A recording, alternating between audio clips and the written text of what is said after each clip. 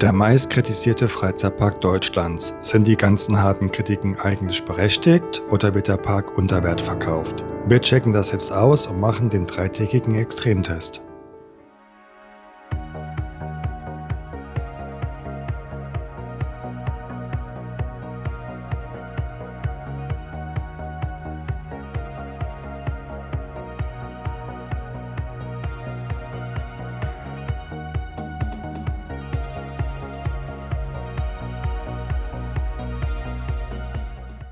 Wer sich in Foren oder auf YouTube umschaut, merkt schnell, kaum ein Park polarisiert die Community so sehr wie dieser hier. Die einen schimpfen über die fehlende Atmosphäre, die anderen bemängeln dieses Preis-Leistungs-Verhältnis. Ich habe mir für unseren Test den Abenteuerpass besorgt, um die nächsten 3 Tage wirklich in jede Ecke zu schauen. Der erste Eindruck vom Eingangsbereich: Das massive Schloss sieht eigentlich ziemlich beeindruckend aus. Aber hält das Innere, was die Fassade verspricht? Lasst es uns in diesem Video herausfinden. Um zu verstehen, warum Belantes heute so oft in der Kritik steht, müssen wir kurz ein paar Jahre zurückspulen. Der Park hat nämlich eine der ungewöhnlichsten Entstehungsgeschichten überhaupt. Er wurde 2003 eröffnet, und zwar mitten auf einem ehemaligen Braunkohletagebaugelände. Das erklärt auch das größte Problem, das viele Besucher bis heute haben. Da hier früher tonnenweise Kohle gebaggert wurde, gab es keinen natürlichen Wald. Jeder Baum, jeder Strauch musste erst mühsam gepflanzt werden. Deshalb wirkt der Park an vielen Stellen immer noch etwas karg und bietet im Sommer extrem wenig Schatten. Die Vision war damals riesig. Ein Osteuropa-Park sollte entstehen. Mit Cobra des Amun-Ra und dem Eurofighter Huracan kamen im Laufe der Jahre auch echte Achterbahnbrecher dazu. Der ganz große Wendepunkt kam dann 2018. Der Park wurde von der spanischen Gruppe Parques Reunidos übernommen, dem Riesenkonzern, zu dem auch der Moviepark gehört. Die Fans hatten die Hoffnung auf gigantische neue Mega-Attraktionen, doch stattdessen blieb es in den letzten Jahren eher ruhig. Während die Ticketpreise weiter anzogen, genau aus diesem Spannungsfeld entsteht die heutige Kritik. Ein Teil der Geschichte kennen wir also, aber wie schlägt sich das Abenteuerreich heute im Jahr 2026 im echten Praxischeck? Wir starten unseren Rundgang durch die verschiedenen Themenwelten. Wir stehen vor dem absoluten Wahrzeichen des Parks, dem Tal der Pharaonen. Und das Highlight hier ist nicht zu übersehen: eine der größten Pyramiden Europas. Darin versteckt sich Fluch des Pharao, eine wilde Schlauchboot-Wasserbahn. Das Besondere: Ihr fahrt erst per Vertikallift im Dunkeln nach oben, bevor es beim Drop im Sturzflug nach draußen geht. Mein Tipp: Wer hier einsteigt, muss mit einer ordentlichen Abkühlung rechnen. Nassfaktor kann extrem hoch sein. Definitiv eine der besten Gesamtkonzepte im Park.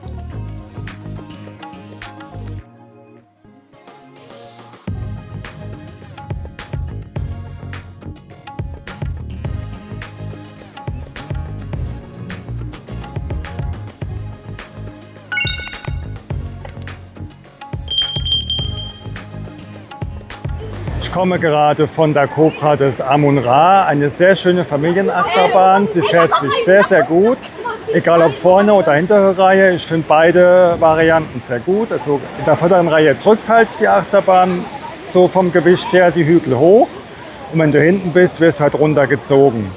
Also vom Fahrgefühl her eine sehr gute Achterbahn, familienfreundlich und macht echt viel Spaß, kann ich nur empfehlen.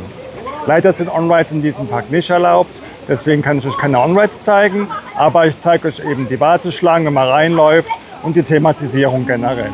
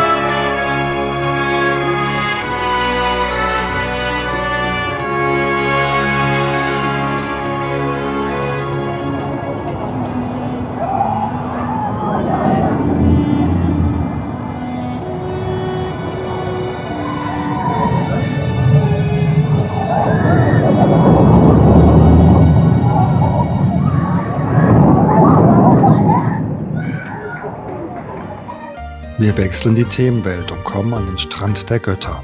Das Thema hier ist das antike Griechenland.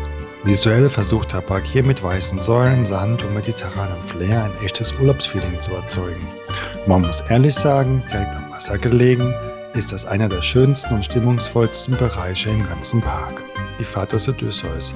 Eine entspannte Bootsfahrt, die perfekt ist, um mal kurz durchzuatmen und die Kulisse zu genießen. Und für die kleineren Adrenalin-Fans gibt es die Säulen der Athena. Ein kindgerechter Freifallturm, der für ordentlich Kribbeln im Bauch sorgt. Direkt nebenan wartet ein echtes Highlight für die ganze Familie. Poseidons Flotte. Das ist ein interaktives Wasserrondell, bei dem ihr in kleinen Booten über das Wasser flitzt. Das Geniale daran, ihr habt selbst ein Steuerkreuz in der Hand und könnt euer Boot aktiv nach links oder rechts ausscheren lassen. Wer hier richtig Gas gibt, bringt das Boot ordentlich in Schräglage und driftet über die Wellen. Eine super spaßige Angelegenheit, bei der man mit etwas Pech auch den einen oder anderen Wasserspritzer abbekommt. Hier schlägt vor allem das Herz für Familien mit Kindern höher. Das absolute Highlight in dieser Ecke ist der Flug des Ikarus. Das ist eine Seilbahnattraktion, in der ihr euch reinsetzt und dann automatisch nach vorne und wieder nach hinten gezogen wird. Macht echt super viel Spaß und sorgt für eine tolle Aussicht über den See. Und für die Kleinen oder für die Familien gibt es nicht nur Fahrgeschäfte und Spielplätze, sondern auch richtig coole Wasserrutschen. Ihr seht, es gibt Lochrutschen, Steilrutschen, Hügelrutschen und die werden alle mit Wasser betrieben. Also eine sehr lustige und sehr coole Angelegenheit.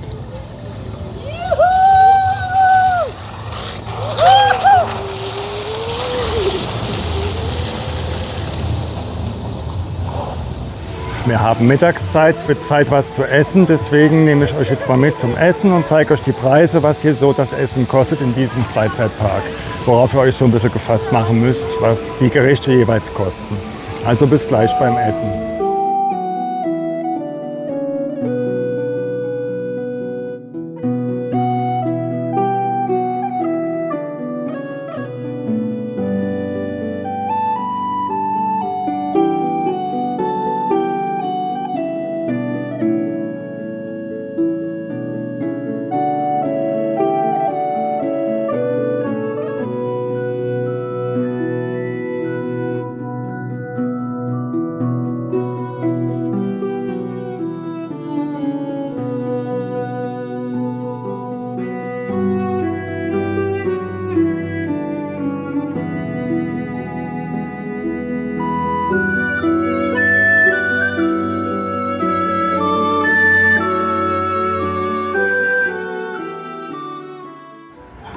So, wie gesagt, jetzt gibt es erstmal eine Runde Essen und zwar Burger mit Pommes, die sehr gut aussehen, by the way, also echt lecker. Und deswegen machen wir jetzt, wie wir es so kennen, die Bissprobe.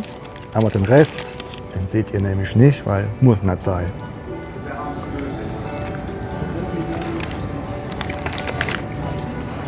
Also Burger, ballantisch, lecker. Deswegen guten und bis später.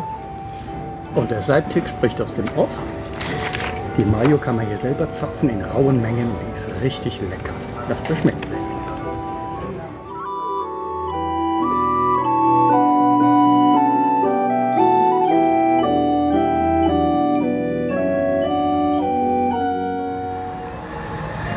Im Belantes findet ihr nicht nur Fahrgeschäfte und rasante Attraktionen für die Großen, sondern auch ganz viel Freude und Spaß für die Kleinen. Und so habt ihr auch hier so ein paar Spielplätze. Zeige ich euch jetzt mal hier Robins Versteck.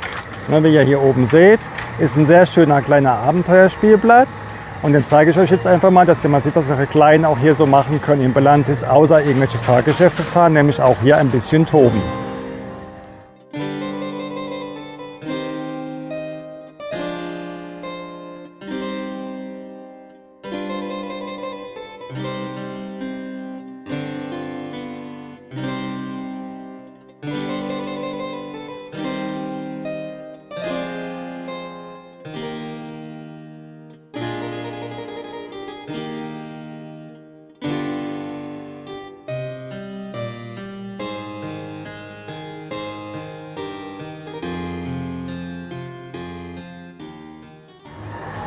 Also du hast gesehen, die Kleinen können ja wunderbar auch toben auf diesem Abenteuerspielplatz. Einziges kleines Manko natürlich, was ich finde, bei einem Wetter wie heute mit Sonne und über 30 Grad, fehlt hier ganz klar der Schatten. Also wenn ihr die Kleinen hier auf dem Spielplatz habt, cremt sie gut ein, denkt an die kleinen Sonnenhüte, weil, wie gesagt, die Sonne knallt hier und es kann hier sehr, sehr warm werden.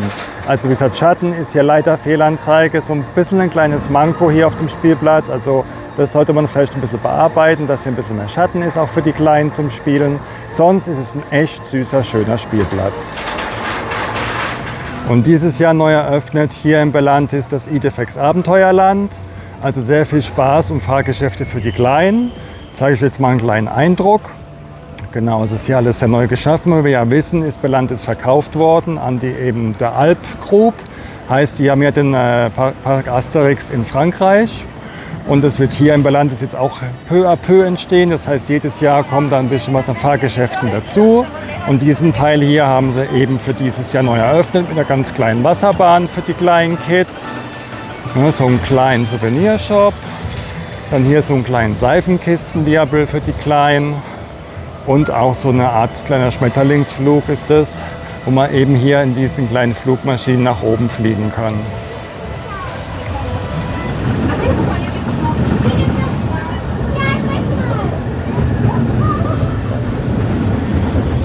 Auch hier ein kleiner Spielplatz wieder für die Kleinen. Sehr, sehr schön, sehr bunt, sehr quietschig. Sehr im Asterix-Stil, aber auch hier wieder so ein kleines Manko. Es gibt halt viel zu wenig bis gar keinen Schatten. Ja, also das könnte man ein bisschen besser machen.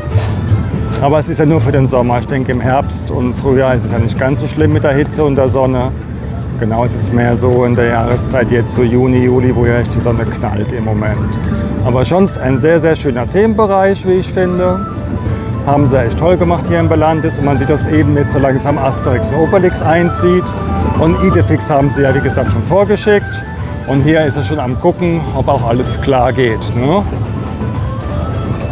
Und hier ist auch ein kleiner Bereich, wo man Obelix treffen kann. Hier ist nämlich so Charaktermeeting, da kann man ab und zu auch mal Obelix treffen. Wir haben ihn vorhin getroffen, deswegen zeige ich jetzt mal auch ein kleines Bild von dem Meet and Greet mit Obelix.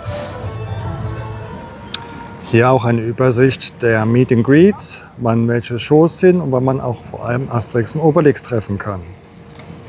Also zur vollen Stunde.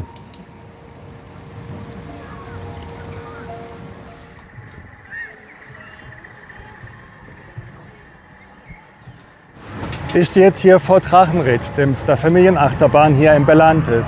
Spaß für die ganze Familie. Ihr habt hier so Turns wie bei der wilden Maus, ihr habt Hügel, ihr habt so kleine, hier wie ihr hier hinten auch seht, so kleine Verwirbelungen. Also eine sehr schöne Achterbahn für die Großen und die Kleinen, macht sehr viel Spaß. Also ich bin sie gefahren, sie ist wirklich, wirklich toll. Kann man nur empfehlen.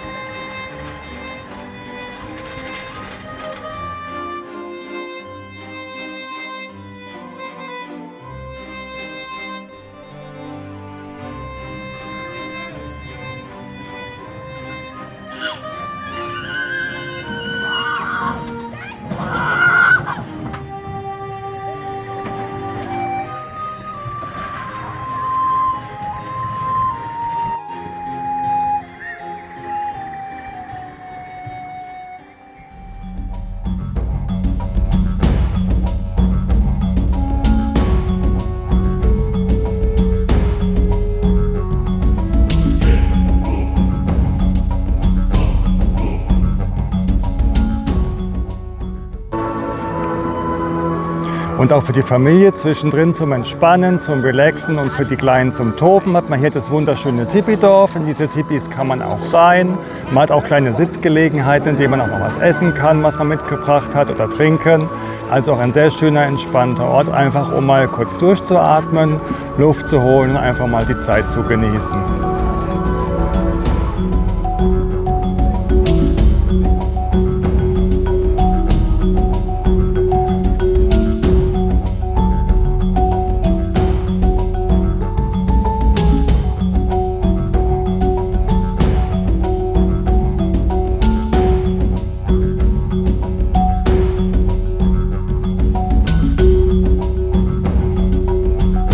Wer es noch etwas klassischer und entspannter mag, steuert die Kanus an.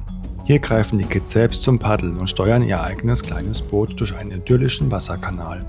Ein super Abenteuer für die jüngsten Entdecker, um spielerisch Koordination zu lernen. Und für die Eltern der perfekte Spot für ein tolles Erinnerungsfoto vom Ufer aus.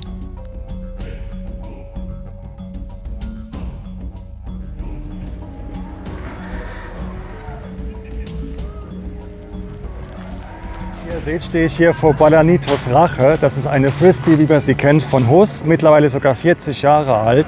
Leider habe ich erfahren, dass die demnächst in den nächsten 1-2 Jahren wahrscheinlich den Park verlassen wird. Heißt, die wird es nicht mehr geben.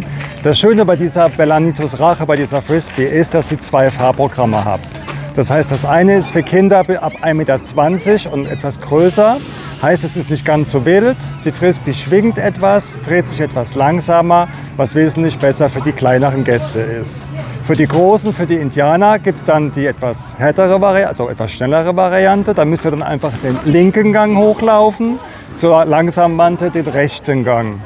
Und bei der etwas schnelleren Variante ist es so, die Frisbee schwingt etwas mehr, sie dreht sich auch mehr und schneller, was einfach für Größere besser geeignet ist und auch wesentlich mehr Spaß macht. Wie gesagt, wenn es geht, kommt her, fahrt sie, weil sie ist irgendwann nicht mehr da.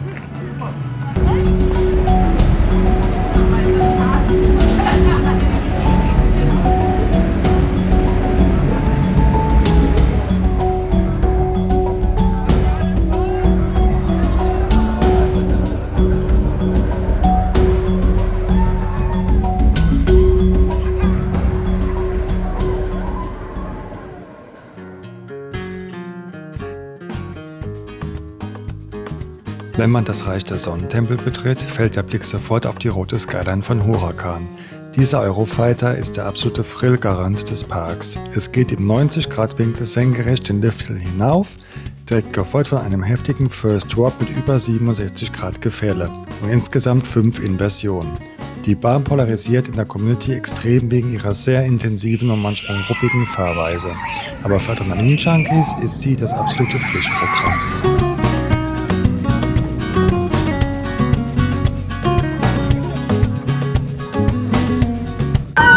Wie ihr seht, stehe ich gerade vor Huracan, oder wie ich sie nenne, der Chiropraktiker für Arme.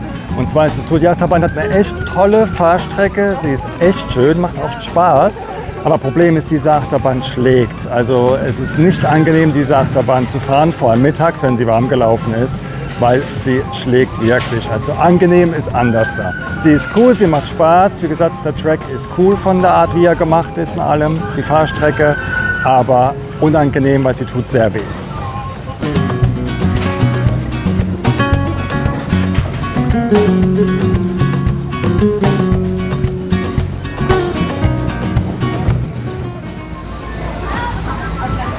Also ihr seht, es gibt mehrere kleine Spielplätze. Hier ist auch einer bei Huracan, bei der Dipper Achterbahn hier, ne? Also mit Inversion und allem. Und hier gibt es auch einen kleinen Spielplatz für die Familie, also für die kleinen Gäste, ne? Mit Schaukeln, genau, einem kleinen Karussell. Und hier natürlich auch diese ganz kleine Mini-Achterbahn, Huracanito, voll süß. Ist aber auch nur für die ganz, ganz Kleinen geeignet. Genau, damit die auch mal so die ersten Achterbahnerlebnisse bekommen können. Genau, auch hier wieder kleine Boxautos noch. Aber kleines Manko, hier gibt es absolut keinen Schatten. Heißt, bei Tagen wie heute ist es eine sehr heiße Angelegenheit. Also vielleicht so ein paar Sonnensegel oder so wären hier doch ganz gut investiert, weil hier, wie gesagt, kein Schatten und pure Sonne, was für die Kleinen natürlich jetzt auch nicht gerade so das Beste ist, ne? Also da müsst ihr gucken, dass ihr nicht zu lange in der Sonne verweilt.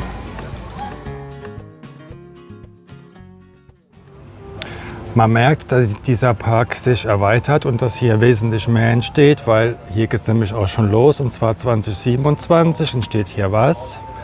Eine neue Achterbahn. Die Frage ist nur, was für eine. Wir werden sehen, was hier 2027 passiert. Also bleibt dran und wir sind gespannt, was in Belantis noch alles so in der Zukunft passieren wird. Und was entsteht nun 2027 in Belantis? Ein neuer Multi-Launch Coaster. Was für ein? Das werden wir dann 2027 sehen.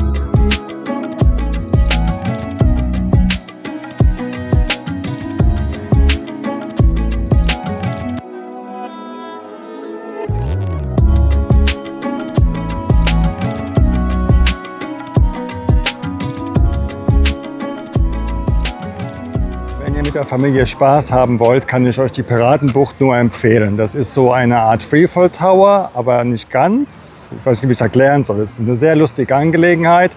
Guckt es euch an, die Piratenbucht. Es ist sehr, sehr lustig, macht sehr viel Spaß.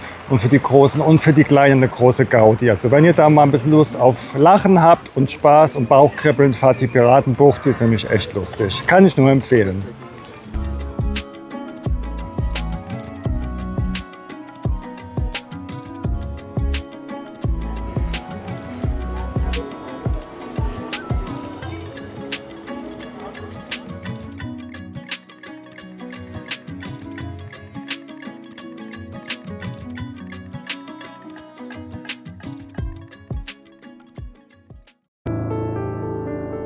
Drei Tage vollgepackt mit Action, Adrenalin und jeder Menge Eindrücken im Belantis liegen hinter uns. Wir haben jede Themenwelt abgehakt, die Highlights getestet und uns ein eigenes Bild gemacht. Und jetzt wird abgerechnet. Kommen wir zur alles entscheidenden Frage unseres Tests. Sind die extrem harten Kritiken im Netz berechtigt? Ist das Belantis wirklich so schlecht wie sein Ruf? Belantis, mein Fazit. Also ich weiß nicht, was alle anderen so in YouTube oder wie auch immer so erleben hier, aber ich finde diesen Park wirklich schön. Er ist um einen See gebaut worden, oder um zwei kleine Seen besser gesagt. Man hat sehr viele schöne Attraktionen, wie natürlich diese Pyramide hier im Hintergrund, die macht echt Spaß, ist wirklich schön. Nass werden kann man, wenn es gut läuft, mit einer Flutwelle, die nach dem Kreisel kommt. Man kann aber auch sehr trocken bleiben, es ist echt Glückssache. Aber der Park an sich ist jetzt momentan so, wir sind jetzt im Juni da, es sind keine Ferien, sehr ruhig, es ist nicht viel los, so ein paar Schulklassen mit Ausflügen. Aber sonst, wie gesagt, kann ich mich über diesen Park hier überhaupt nicht beklagen. Also ich verstehe diese negativen Kommentare oder auch negativen Erfahrungen nicht, weil das Personal hier, also die Operations, war so die letzten 2 Tage, die wir jetzt hier waren, sehr, sehr nett, sehr freundlich, sehr informativ auch über viele Sachen sich unterhalten, was den Park betrifft, was dann auch so die Zukunft hier bringt. Und also ich muss sagen, Mitarbeiter, sehr freundlich, sehr nett, habe ich in noch keinem Park bisher so erlebt, in dem ich war. Und das kann ich sagen, toll. Der Park ist natürlich jetzt kein Europapark und kein Tripsdrill, damit kann man ihn auch nicht vergleichen. Es ist ein Park für sich, der um den See gebaut wurde, damals ursprünglich von Radiosendern gegründet. Und dafür ist dieser Park wirklich entschleunigend, entspannt und klar, es ist kein Thrill-Seeker-Park. Aber für einen Tag hier, muss ich sagen, echt toll. Also schöner, schöner Park. Wir haben bis jetzt 2 Tage hier verbracht. Ja, man wundert sich vielleicht, 2 Tage ist für diesen Park viel zu viel. Ja, wir sind halt hier im Urlaub eine Woche und dachten, wir nehmen den Park mit, holen uns auch einen Abenteuerpass, damit sich das auch rentiert, hier eben öfters herzukommen, wenn man will, und Achterbahn zu fahren.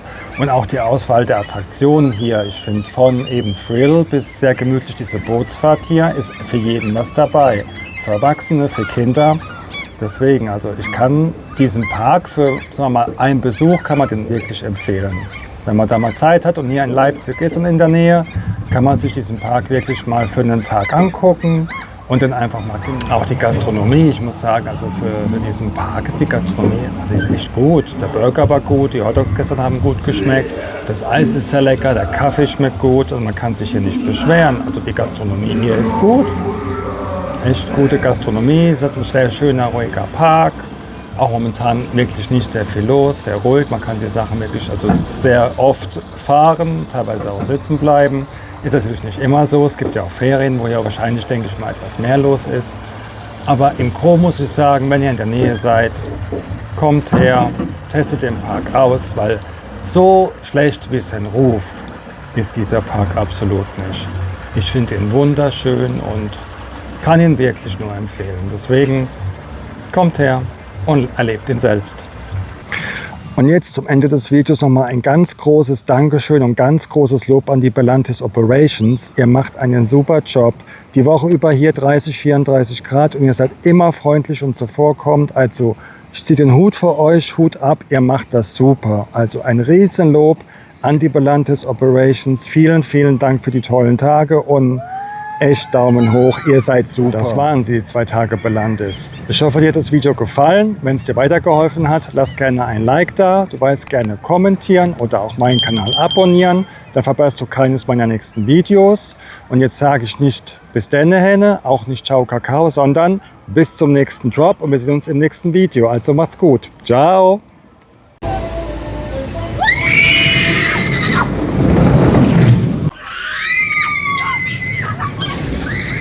Wenn dir das Video gefallen hat, gerne abonnieren, kommentieren und liken. Und ich hoffe, das Video hat dir gefallen. Das waren sie, die 2 Tage im Belantis. Ich fand den Wunder... Gerne liken, du weißt, gerne kommentieren oder auch abonnieren, damit du keine meiner neuen Videos wieder...